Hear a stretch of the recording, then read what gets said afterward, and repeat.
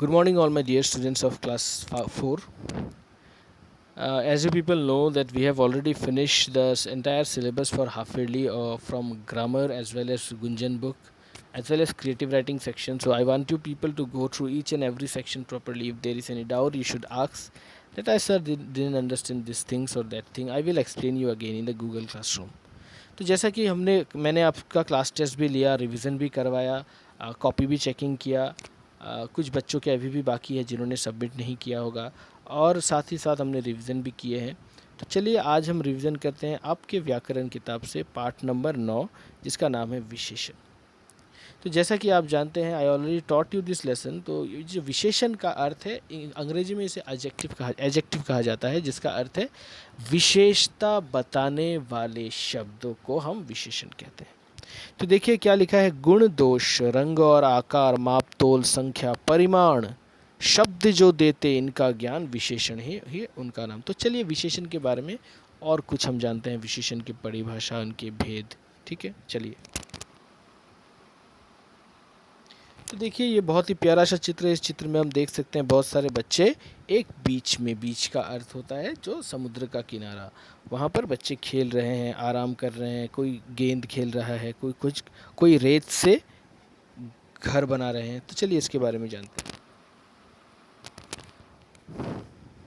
देखिए क्या लिखा है ऊपर दिए चित्र में, मनन पहली बार गोवा गया, वहाँ का विशाल समुद्र, सफ़ेद रेत, बड़े बड़े होटल और हज़ारों पर्यटक देखकर वो दंग रह गया।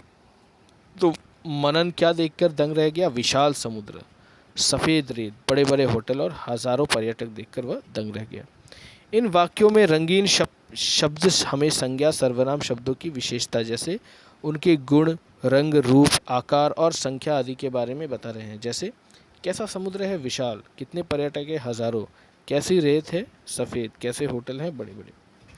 जो शब्द संज्ञा या सर्वनाम शब्दों की विशेषता बताते हैं उन्हें विशेषण कहते हैं। तो जैसे कि मैंने आपको पहले ही बताया, विशेषण किसे कहते हैं? जो संज्ञा या सर्वनाम शब्द वो शब्दों की विशेषता बताते हैं, क्वालिटी बताते हैं, वे कैसे हैं, उनका रंग कैसा है, उनका रूप कैसा है, उन्हें हम विशेषण कहते हैं। चलिए उसके बारे में और जानते हैं। तो विशेषण के बारे में तो हमने जान लिया, लेकिन और एक शब्द है जिसे कहते हैं विशेष्य। तो विशेष्य कहते हैं किसे कहते हैं? चलिए जानते हैं। जिन संज्ञा या सर्वनाम शब्दों की विशेषता बताई जाती है उन्हें विशेष्य कहते हैं। मतलब जिसके बारे में कहा जा रहा है उस संज्ञा या सर्वनाम शब्द को विशेषण कहते हैं। जैसे उदाहरण स्वरूप यहाँ पर भी उदाहरण है, लेकिन मैं अपने खुद से उदाहरण देता हूँ। राम बहुत अच्छा गाना गाता है। तो किसके बारे में हम बात कर रहे हैं? राम के बारे में। तो राम हो जाएगा विशेष्य। उसी प्रकार वो कैसा गाना गाता है? अच्छा या बुरा? अच्छा। तो अच्छा हो जाएगा विशेषण। तो विशेषण के कुल 4 भेद होते हैं, जैसे कि आप चित्र पर देख सकते हैं। विशेषण के भेद, विशेषण के 4 भेद हैं। गुणवाचक विशेषण, संख्यावाचक विशेषण, परिमाणवाचक विशेषण, सार्वनामिक विशेषण। फिर से मैं दोहरा देता हूँ, विशेषण के 4 भेद होते हैं। गुणवाचक विशेषण, संख्यावाचक विशेषण, परिमाणवाचक विशेषण, सार्वनामिक विशेषण।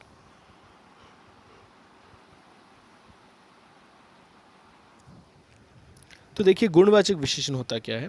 वे विशेषण शब्द जो संज्ञा या सर्वनाम शब्दों के रूप, रंग, आकार, गुण, दोष तथा अवस्था आदि बताते हैं, यानी कि गुणों के बारे में बताते हैं, उन्हें गुणवाचक सर्वनाम कहते हैं, विशेषण कहते हैं। जैसे कुछ उदाहरण है, आसमान में कैसे बादल छाए हैं? काले बादल।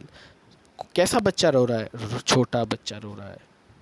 फिर से मैं दोहरा देता हूँ, गुणवाचक विशेषण मतलब वे विशेषण शब्द जो संज्ञा या सर्वनाम शब्दों के रूप, रंग, आकार, गुण, दोष तथा अवस्था आदि बताते हैं, उन्हें गुणवाचक विशेषण कहते हैं। जैसे आसमान में काले बादल छाए हैं, छोटा बच्चा रो रहा है।